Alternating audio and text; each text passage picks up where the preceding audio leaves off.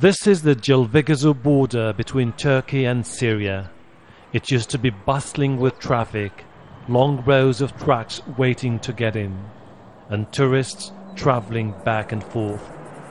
But now all that is gone, and the border crossing is almost empty. The very few trucks here stand idle.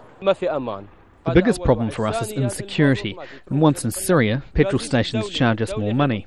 Our drivers get caught in crossfire, we get constantly attacked by gangs taking money from us.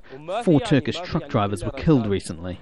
The Jazeera was a lifeline for Turkey's Antakya region, its major source of revenue during the trade boom with Syria in 2009 and 2010. Last year, the Turkish government joined the international community in imposing economic sanctions on Syria, which in a tit-for-tat suspended a trade agreement with Ankara and introduced new measures which made it extremely difficult for Turks to do business in Syria. This is the city hard hit by the crisis. Hatay has become a hub for Turkey's trade with the Middle East.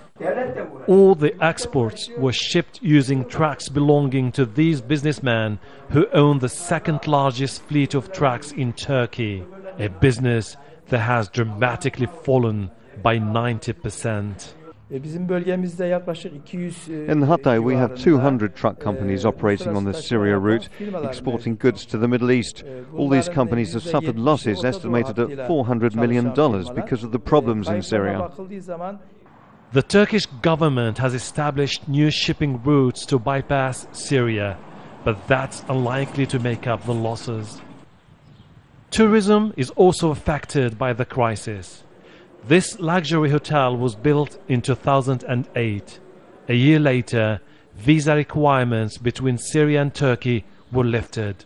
Hatay was suddenly swamped with Syrian tourists. Syrian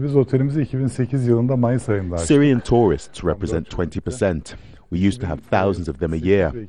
Also, our Middle Eastern clients used to drive to Hatay through Syria.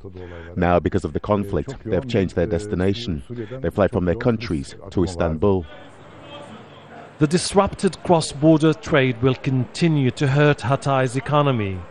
The only hope for people here is an end to the bloody conflict in Syria, so that their city regains its status as Turkey's gateway to the Middle East.